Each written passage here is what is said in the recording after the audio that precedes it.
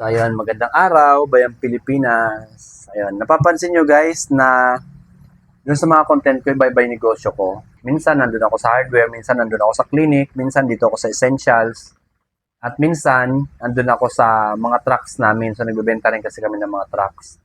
So, paano ko nang pagkakasya yung oras ko sa loob ng isang araw para lahat ng negosyo ko ay ma-accommodate ko or maasikaso ko ng maayos sa loob ng isang araw. Kasi hindi naman pwedeng nakapokus ako dun sa isang negosyo lang tapos yung iba napapabayaan ko. So, hindi po ganun yan. Talagang lahat ng negosyo ko ay natututukan ko. Sa loob ng isang araw, hindi pwedeng hindi ko nalalaman kung ano yung mga nangyayari sa mga negosyo ko.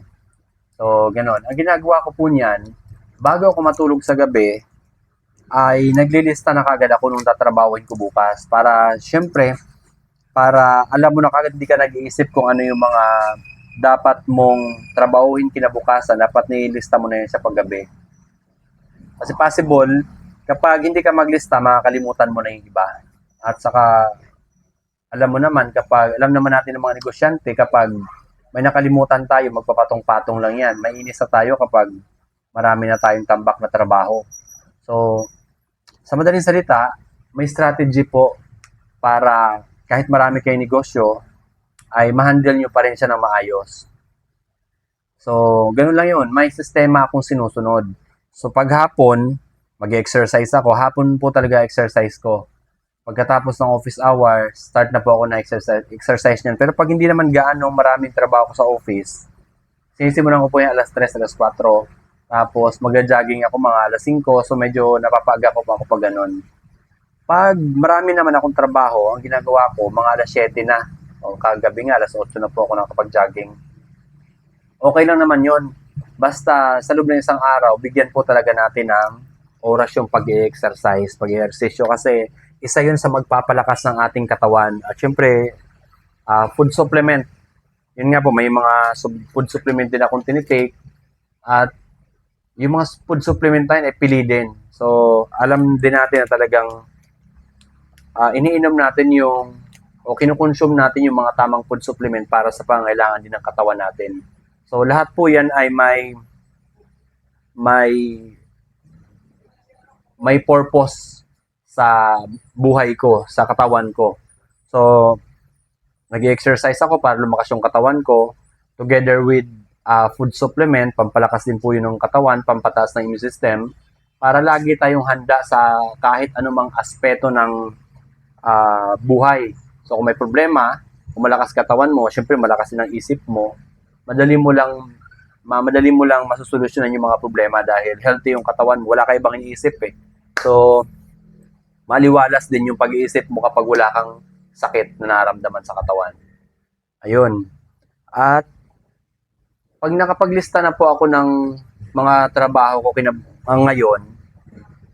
ngayong gabi example, kinabukasan po, open ko rin yung libro ko, isa-isahin ko yan. So, ito yung trabaho ko ngayon. Example, ito yung trabaho ko ngayon. Tawagan ko yung Sraya Motors, monitor yung production.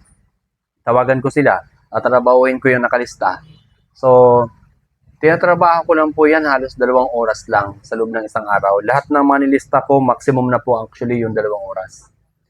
Maliban lang kung may mga bagong trabaho na naman at yun yung nagpapatagal sa oras ko. Kasi minsan, sa quotation, kasi ako pa rin nagko-quote lalo dito sa MFR Trading OPC, sa hardware. So may mga materialis po dyan na hindi napepresyuhan ng mga sales namin. Ako pa rin po talaga nagpepresyo. So ayun, doon po ako natatagalan minsan kasi papadalahan minsan nila ako ng 2 page. Kaya minsan tumatagal yung oras ko, 1-2 oras ako doon sa kakapresyo lang. Yun po yung medyo nagkukonsume ako ng oras. Pero walang problema, wala yung mga ganun dahil yung iba namang trabaho kasi na nagagawa ko ng mas mabilis eh. So, parang free time ko na lang yung pagpepresyo ng mga construction materials na pinapepresyohan ng mga sales ko. So, ganun. Sa isang madaling salita, ang pagpaplano ng buong isang araw natin ang magpapadali sa bawat trabaho natin. Dahil may plano eh. Hindi tayo bara-bara eh. May sinusunod tayong sistema. So, Doon sa mga walang negosyo, walang problema yon. Mas maganda, sanayin na natin kaagad yung mga sarili natin na may plano yung araw natin kinabukasan. Kung ano yung mga tatrabahoy natin, planuhin natin ngayon para kinabukasan ma-execute natin ng maayos dahil nakaplano, nakasulat.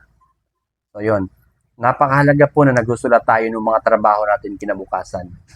So, napagkakasya ko yung oras ko kahit 4 o 5 yung negosyo ko.